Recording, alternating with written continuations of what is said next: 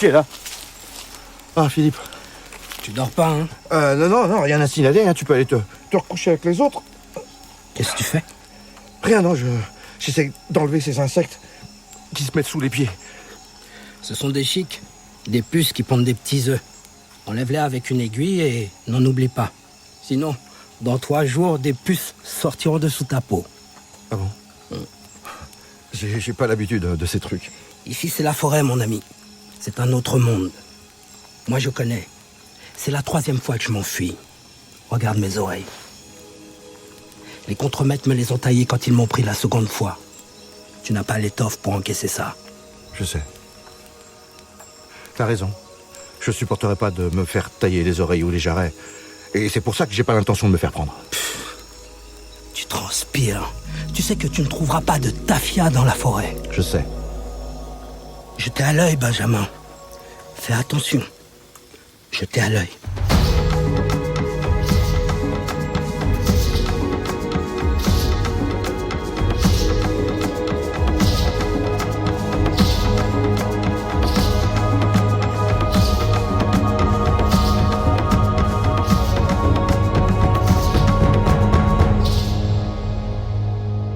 Code noir, les marrons de Kourou, épisode 2.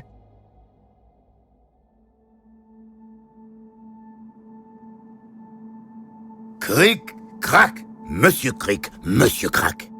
Benjamin passe une mauvaise nuit sans son tafia. Mais le bouc tient bon. Il sait qu'il ne peut plus revenir à la mission. Il a le sang du père Sullivan sur les mains. Depuis plusieurs jours, Philippe, Benjamin et leurs compagnons remontent le fleuve à la recherche d'un endroit pour établir leur village. Ils partent avec le rêve de tenir des années, comme dans les histoires de marrons qui se racontent à la veillée. Mais ils connaissent aussi le sort réservé à ceux qui sont repris, sans oublier ceux, encore plus nombreux, qui meurent de faim ou de maladie, isolés dans l'immensité de la forêt. Pendant ce temps, chez les Jésuites sur la côte, les événements se précipitent après la fuite des esclaves et la mort du père Sullivan. L'intendant Champvallon et le sieur Brinette sont revenus avec des ingénieurs et des artisans pour démarrer les travaux de la future ville. Un détachement de soldats les accompagne pour assurer leur sécurité. Champvallon et Brinette rejoignent le père François qui se recueille sur la tombe du père Sullivan. Acceptez nos condoléances, père François. Merci. Vous voyez, Brinette, il faut toujours se méfier des nègres. Ce Benjamin avait l'air tout à fait inoffensif quand il nous a accompagnés de Cayenne. C'est vrai, je ne l'aurais jamais cru capable d'une barbarie pareille. Nous allons avoir besoin d'un prêtre pour continuer d'officier dans l'église.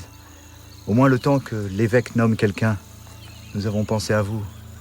Ce serait bien de garder une forme de continuité pour rassurer les Indiens et les esclaves. On vous encourage fortement à accepter. Sinon, vous devrez quitter Kourou. Ah.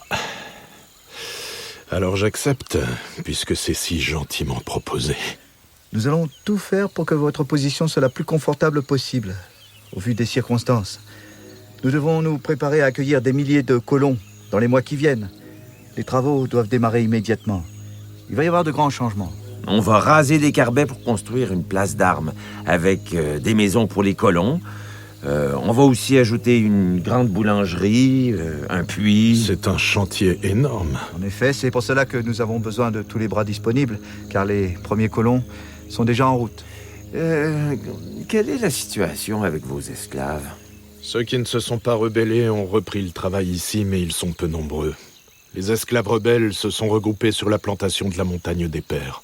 Ah, on peut pas laisser faire. Je vais donner l'ordre au major d'intervenir rapidement avec ces hommes. J'aimerais vous demander une faveur. Avant la vente des esclaves, j'aimerais pouvoir en affranchir quelques-uns. Je crains de devoir m'opposer à ça. C'est moi qui ai racheté tous vos biens. La vente a été actée par le gouverneur à Cayenne. Félicitations. Mais le nombre d'esclaves n'est plus celui annoncé et ça va pas s'arranger après l'intervention des soldats. Je tiens pas à perdre plus de main-d'œuvre. Désolé, mon père. Désolé, mais j'ai acheté un lot, hein. Pas au détail.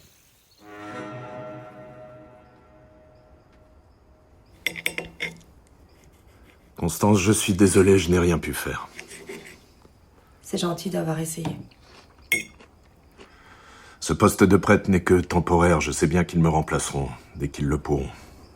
Et alors, que ferai-je? Je serai défroqué, je rentrerai en France sans rien. Je préfère partir avant. Mais il me faut un peu de temps. Que voulez-vous dire? Je ne sais plus où j'en suis avec Dieu aujourd'hui. Avec tout ça, je n'ai plus qu'une certitude. Si Dieu a une mission pour moi, c'est de te sauver, toi. Je veux juste te le dire. Je veux t'emmener avec moi en France. Je t'épouserai s'il le faut, mais une fois sur le sol français, tu seras libre. Comme le stipule le Code noir, tout esclave qui met le pied sur le sol français devient automatiquement libre. C'est gentil. Mais en France, je n'ai aucune idée de la vie là-bas. Elle sera forcément plus simple pour toi qu'ici. Tu es une femme pleine de ressources, tu t'habitueras. Oh, mon père. Appelle-moi François, s'il te plaît. Pour toi, je ne suis plus prêtre depuis un moment. Mais je ne peux pas partir. Tu as peur? Tu sais, tu ne seras pas obligé de rester avec moi. Je ne suis plus tout jeune, j'en ai conscience. Tu pourras vivre ta vie. Non, ce n'est pas ça. Mais je ne peux pas partir sans mon fils. Il a choisi de suivre les marrons. Sa situation est délicate et tu ne peux rien y faire. Il a été entraîné par les autres. Mon père François, je ne peux pas partir sans lui. Est-ce que vous acceptez de nous prendre tous les deux? Oui. Je ferai le nécessaire.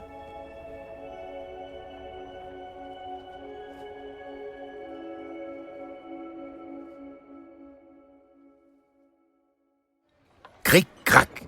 Champvallon et Brinette lancent les travaux. Les ingénieurs et artisans venus de Cayenne saisissent une quarantaine d'esclaves. Ils leur ordonnent de couper du bois et de creuser les fondations pour construire les dizaines de maisons et bâtiments officiels. La tâche est considérable pour un si petit groupe. À la lisière de Kourou, les femmes de leur côté doivent préparer des potagers pour les futurs colons. Constance retrouve Manakouli, qui était embarqué avec les autres Amérindiens pour travailler sur le chantier. Le dimanche suivant, jour de repos, Champvallon convie tout ce petit monde, esclaves inclus, à une cérémonie après la messe du père François. Mes chers amis Kalinia, Koussari, Marawan et Arwa, ne voyez pas ces changements comme un rejet de la part de la France. La France vous aime comme ses enfants. Sa Majesté le Roi ne désire qu'une chose, pouvoir vous compter comme des sujets à part entière. Un nouveau chapitre s'ouvre pour la Guyane et pour vous. Les maîtres qui vont arriver de la métropole auront beaucoup de choses à apprendre de vous. Et vous apprendrez aussi à leur contact. N'ayez pas peur de ces changements. Et je voulais simplement vous dire que nous continuerons de vous traiter en amis, en frères. Merci. Les Blancs sont bizarres. Salut Manakouli. Pourquoi tu dis ça? Leur chef nous parle à nous, mais vous êtes là aussi et ils ne vous disent rien. Nous ne sommes pas des personnes pour eux. Nous sommes des esclaves. Des meubles. Ils ne veulent pas nous transformer en esclaves. Ils veulent qu'on aille à la messe pour qu'on devienne comme eux. Je préférerais ça. Tu sais ce que va faire le père François?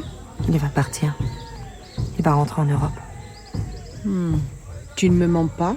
Je ne le vois plus. Moi, je vais partir chercher mon fils. Tu vas t'installer là-bas? Je ne sais pas. On verra. Tu es folle. Je n'ai pas le choix. Je viens d'être vendue. Tu n'arriveras pas à t'échapper. Il y a des soldats partout. Je prépare mon départ pour ne pas me faire prendre. Tu as une pirogue pour traverser le fleuve? Ça fait partie des choses que je prépare. Moi, je peux te trouver une pirogue. Oh, c'est vrai? Je vais t'aider à passer jusqu'à la montagne des Pères. Je suis curieuse de voir comment ils s'organisent là-bas sans les Blancs. Merci, Manakouli.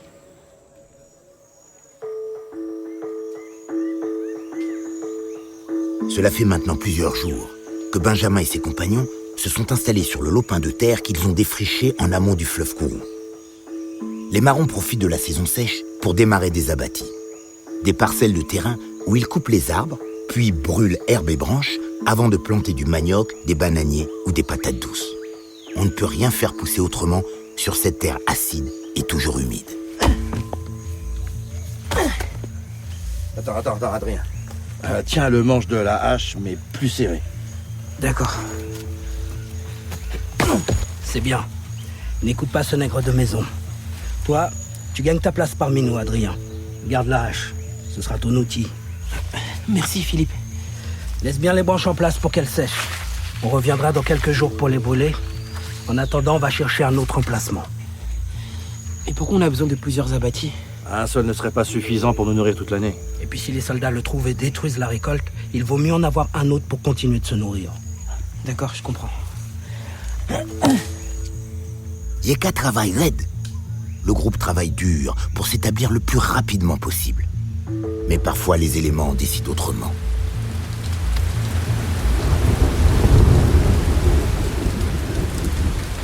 Ils vont devoir attendre avant de pouvoir brûler leurs parcelles. Dans cet enfer vert, la saison sèche n'est jamais complètement sèche.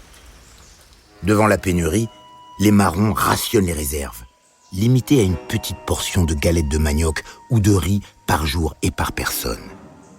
Et quand la chasse ou la pêche sont bonnes, on se permet quelques poissons ou morceaux de viande pour agrémenter. Tous sont tourmentés par la faim, mais le moral est bon. Ils ont terminé la construction de leur village près du fleuve. La quinzaine de marrons a construit 3 carbets et quelques cases. Ils dorment dans des hamacs tendus sous les toits de palmes. Ils ont entreposé dans une des huttes leurs outils, les fusils et leurs maigres réserves de nourriture. La vie s'organise avec même la construction d'une première pirogue. On retourne. 1, 2... Bravo. C'est du beau travail, Simon. J'ai appris à les fabriquer auprès des Indiens de la mission. Celle-ci devrait pouvoir contenir jusqu'à 6 personnes. C'est vrai. Elle est très réussie. Il va falloir retourner poindre du manioc ou du riz à la mission. À Kourou? Non, c'est trop dangereux, Philippe. Ils ont dû recevoir des renforts. Et puis on leur a déjà beaucoup pris. Il reste plein de gens à nourrir là-bas. Il ne reste que les maîtres et les traites. Le bébé de Margot pleure toute la journée parce que ses mamelles sont sèches. Et nous n'aurons bientôt plus de nourriture, rien à manger. Simon, tu vas y retourner. Moi? Prends Mathieu et Elias avec toi. D'accord. Ah, c'est pas raisonnable. Il y a d'autres endroits où nous pouvons chercher de la nourriture. Tu connais les habitations autour de Kourou? Tu sais où ils cachent leurs provisions? Non. On sait où se trouve le magasin des Jésuites. C'est là qu'il faut chercher. Est-ce que quelqu'un y voit quelque chose à redire? Non. À nous aller.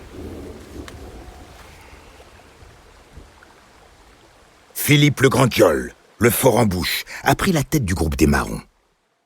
Il inspire la peur. Personne n'ose lui tenir tête. Le soir, c'est de nouveau au tour de Benjamin de monter la garde. Assis près du feu, après une dizaine de jours dans la forêt, et même s'il ne transpire plus la nuit, le manque de tafia se fait toujours sentir, et son esprit vagabonde. Oh, qui est là? Inquiet, Benjamin saisit la lampe, son sabre, et se dirige vers la forêt plongée dans l'obscurité. Qui est là? Répondez. Benjamin hésite à sonner l'alerte. Le bruit est peut-être causé par un jaguar. Il y en a tant qui rôdent. Et soudain... Tu ne m'as pas écouté. Mais je... De quoi parlez-vous? Tu as laissé ton cœur écouter Yawan. Tu as tué un innocent. Je regrette. C'est trop tard. Yawan va venir te chercher. Mais qu'est-ce que vous attendez de moi? Moi, rien. Et je ne peux plus rien pour toi. Je suis simplement venu te prévenir.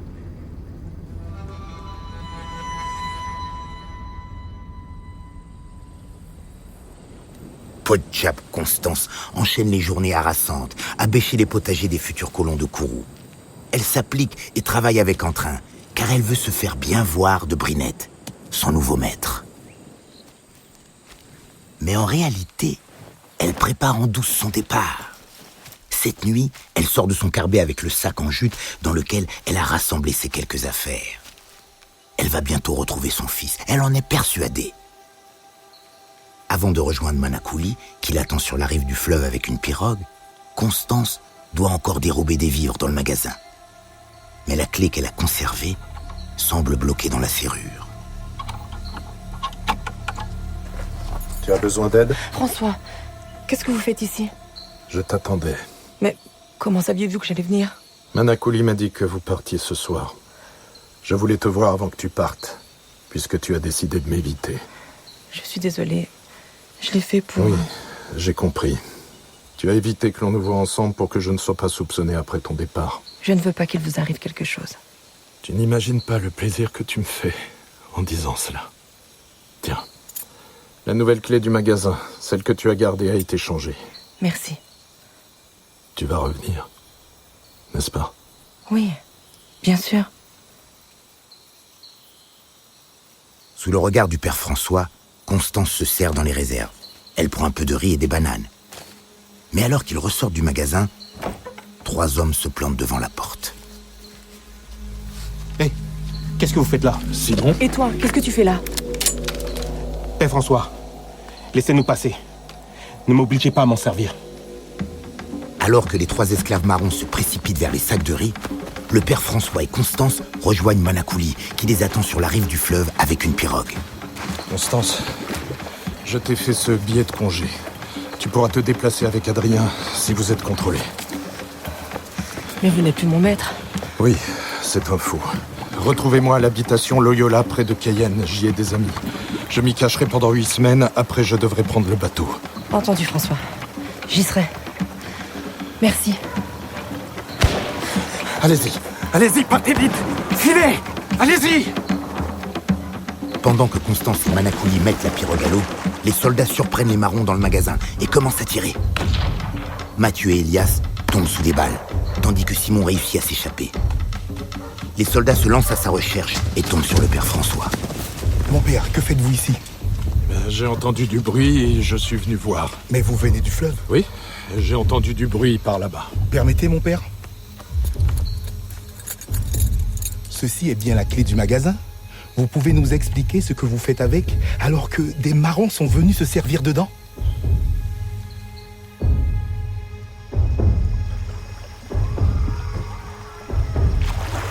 C'était quoi ces cris?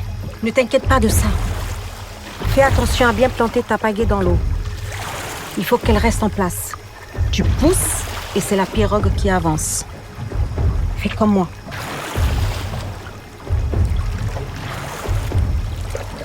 Constance et Manakuli traversent le fleuve sans encombre et cachent la pirogue dans les hautes herbes de la rive opposée. Après une marche de 2 heures dans la savane, elles arrivent aux abords de la montagne des Pères. Les esclaves marrons qui montent la garde au pied de la colline les interceptent. Pour Constance, les nouvelles ne sont pas bonnes. Oui. Un groupe d'une quinzaine de personnes est parti il y a quelques semaines, emmené par Philippe et Benjamin. Ton fils était avec eux. Tu sais où ils sont allés? Ils ont voulu s'installer dans la forêt. Ils sont fous d'avoir tenté cela. La forêt, c'est bon pour les Indiens. Sauf ton respect. Pas de problème. Ce que tu dis est vrai. Ils n'auraient pas dû partir. Vous ne les reverrez pas. Ici, on a la nourriture des plantations. Vous devriez faire attention. Les soldats sont arrivés à Kourou. On est protégé par la colline. On les verra arriver. On est bien. Tu peux me dire au moins dans quelle direction ils sont partis? Ils sont partis en remontant le fleuve. Je n'en sais pas plus. On ne les retrouvera pas. Oh, je parie qu'ils sont pas difficiles à trouver. Zacharie, qu'est-ce que tu fais avec les esclaves marrons? Bonjour, Manakuli. Les marrons me donnent de la nourriture de la plantation. En échange, je leur apprends la chasse aux cochons bois. Ils sont gentils avec les Kalinia ici. Tant mieux. Mais pourquoi tu dis qu'il n'est pas difficile de la retrouver? Les marrons ne peuvent pas vivre dans un camp éloigné du fleuve. Ils ont besoin de l'eau, de pouvoir fuir rapidement.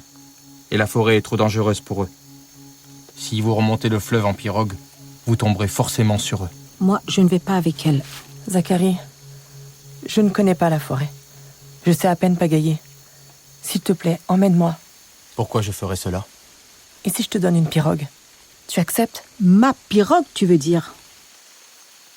Après avoir négocié le rachat de la pirogue de Manakuli et l'avoir accompagnée à Kourou, Zacharie et Constance entament la remontée du fleuve pour retrouver le campement des fugitifs.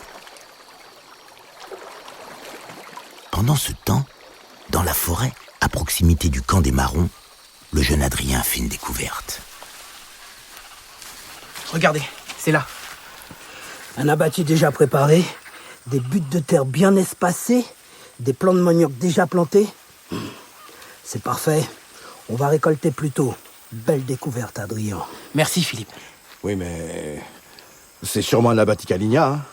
Il doit y avoir un village pas loin. Cet abbati est un cadeau. Et si les Kalinia nous cherchent des problèmes, on a des fusils. On saura les recevoir.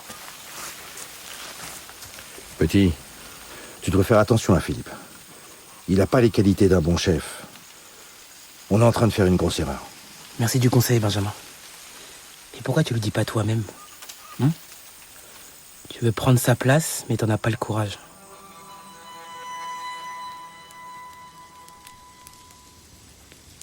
Ça fait maintenant 4 jours que Simon, Mathieu et Elias sont partis.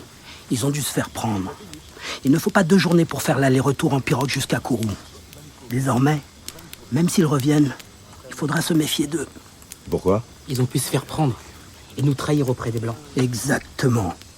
Tu vois, Benjamin, tu ne comprends pas les règles du marronnage. Tu dois toujours imaginer le pire. Rester sur tes gardes. Si Simon et les autres viennent, il faudra s'assurer qu'ils n'ont pas trahi, qu'ils n'ont pas été suivis par les soldats. Tu es trop mou, Benjamin. Le tafia a ramolli ta tête de nègre de maison.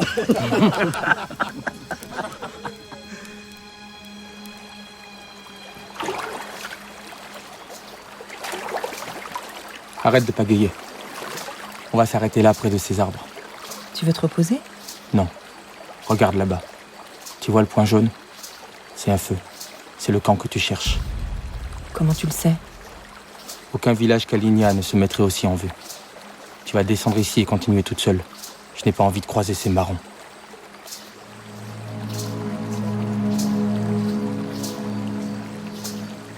Constance accoste et parcourt les dernières centaines de mètres qui la séparent du campement. Pendant que Zacharie fait demi-tour et disparaît avec la pirogue. Seule, minuscule, dans cette immense forêt aux arbres imposants, elle ne sait pas comment elle sera reçue par le groupe. Pour la première fois, Constance mesure le risque qu'elle prend. Elle s'arme de courage et avance en direction du groupe d'hommes et de femmes assis autour du feu. Il y a quelqu'un. Qui es-tu? Je suis Constance. J'ai fui la mission. Je veux rejoindre votre camp. Je la connais, elle dit vrai. Qu'est-ce que t'en sais, toi? Je la connais aussi. C'est ma mère. Ah.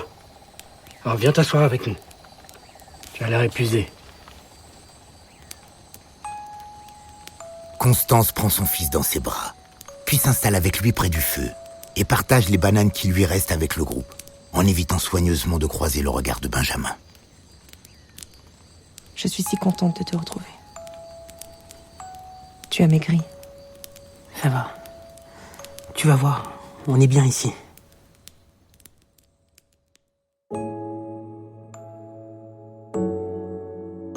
Un hamac est installé pour Constance dans le carbet des femmes. Elle s'allonge dedans et pour la première fois depuis l'enlèvement de son fils, elle s'endort profondément en quelques instants.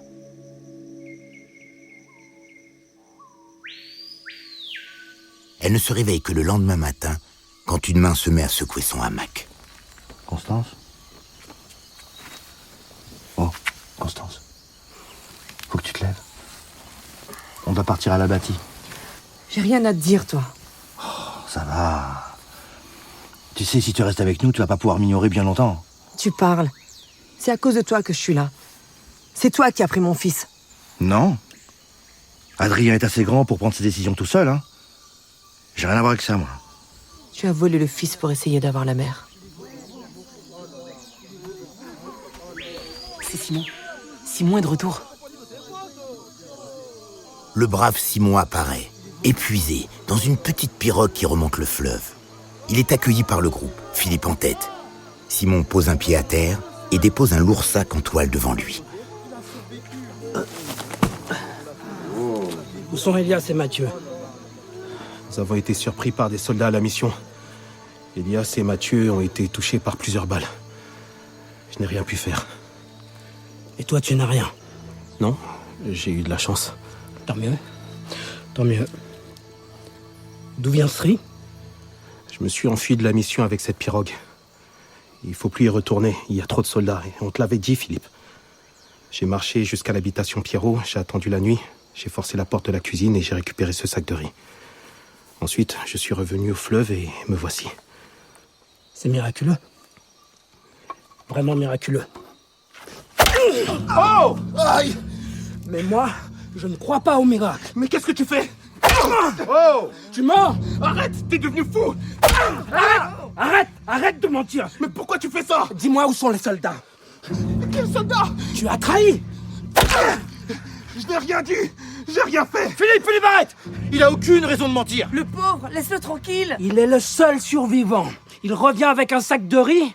Vous êtes trop naïf, il a trahi et il a conduit les Blancs jusqu'à nous. Mais pas du tout! J'ai rien dit! J'ai pas trahi! Je te jure! S'il y a un traître ici, c'est plutôt elle. C'est vrai? Qu'est-ce qu'elle fait ici? Moi? Oui, toi! Je t'ai vu avec un jésuite. C'est toi qui as pactisé avec les Blancs. C'est pas moi. Qu'est-ce que c'est que cette histoire? Mais non, je n'ai pactisé avec personne. Je suis venue toute seule. Qui est en train de mentir? Lui ou toi? Mais lui, c'est lui qui ment. Il ment! J'avais raison. Tu vas nous dire où se trouvent les soldats. Arrête!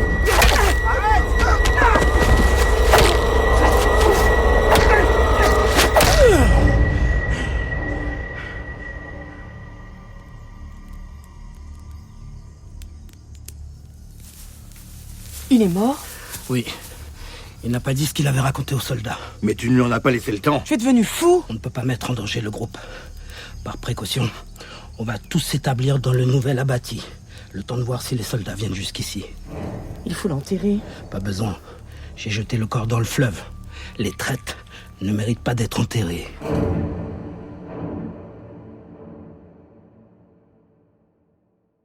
Plus tard dans la matinée, le groupe a rejoint l'abbati découvert par Adrien et commence le désherbage des plants de manioc qui semblent bien pousser. Constance en profite pour renouer avec son fils. C'est moi qui ai trouvé l'abbati comme ça. Philippe m'a même félicité. Tu sais, Adrien, je suis venue te chercher. Je n'ai aucune intention de rester ici. Surtout après ce que je viens de voir ce matin. Simon a trahi. Il a eu ce qu'il méritait. Et il faut être sans pitié avec les traîtres. La liberté a un prix. Arrête de me parler de liberté.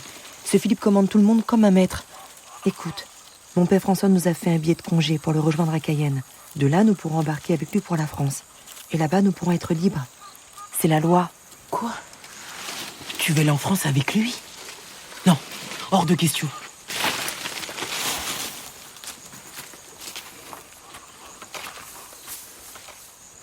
Comment ça se passe avec ton fils? Ça va. Il est juste encore jeune dans sa tête. Il te manque de respect. Non, il grandit. Il est juste surpris de me voir ici. C'est un bon garçon. Tu veux le protéger, t'es une bonne mère, mais toi, qui va te protéger? Je n'ai besoin de personne. Je sais me débrouiller. Tu travaillais à la maison des Jésuites, tu ne sais pas travailler la terre. Je vais apprendre. Je n'en doute pas. En tout cas, sache que si tu veux ma protection, je suis prêt à te la donner. Non, merci. Je préfère me débrouiller toute seule. Ne me manque pas de respect. Tu ne sais jamais quand tu auras besoin de mes faveurs. Et là, il faudra bien que tu sois gentil.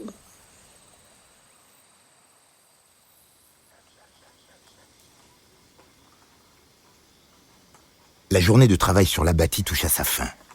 Quand soudain, une volée de flèches venue de derrière les arbres s'abat sur les marrons. Ils se replient en désordre vers le camp.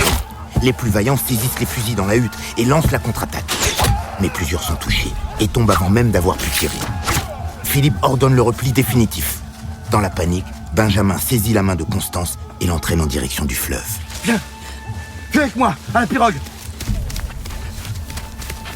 Qu'est-ce que vous faites? Ah, c'est Philippe. Benjamin! T'entends pas. Constance! Finis là! Que tu te calmes! Constance, Benjamin, lâchez la pirogue! Faites de lâche! Benjamin ignore les appels de Philippe et fait asseoir Constance dans la pirogue. En quelques coups de pagaie, ils descendent le fleuve et se mettent hors d'atteinte des flèches. Mais les pluies ont renforcé les courants d'eau et la pirogue est bientôt prise dans des rapides. Bloque ta pagaie dans l'eau. Bloque-la dans l'eau. Non, tout droit, tout droit. Attention! Constance! Arrête! Au secours!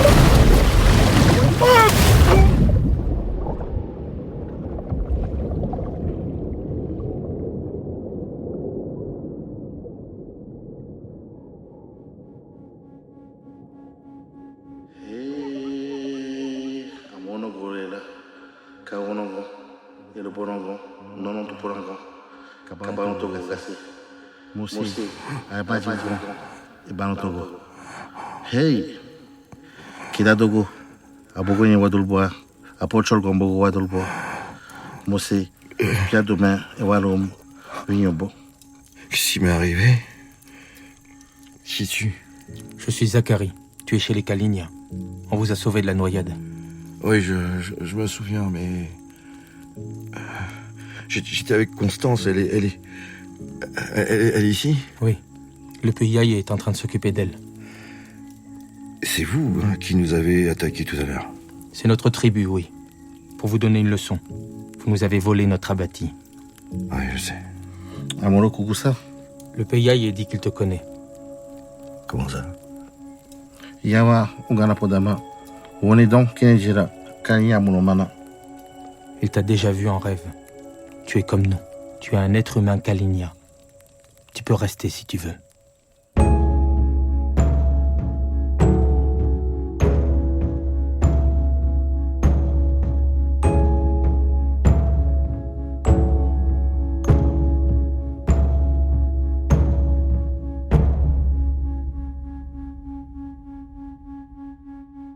Code Noir, Les Marrons de Kourou est une fiction de Vincent Hazard, produite par Initial Studio avec la participation de France Télévisions Outre-mer La Première. Accompagnement historique, Yannick Leroux. Montage, Johanna Lalonde. Musique, Pablo Pico. Mixage, Benjamin Alves. Production, Elisa Mignot avec Marie Agassan. Avec les voix de Lucien Jean-Baptiste, Marielle Salmier, Édouard Montout, Ricky Tribord, entouré dans cet épisode de Christian Auguste, Scotty Bernard, Éric Chalier, Serge Dupire, Clément Laguarde, Jean-Marc Lucret, David Mallet, Nicolas Moine, Claudius Nondello et Corinne Toca-de-Villiers.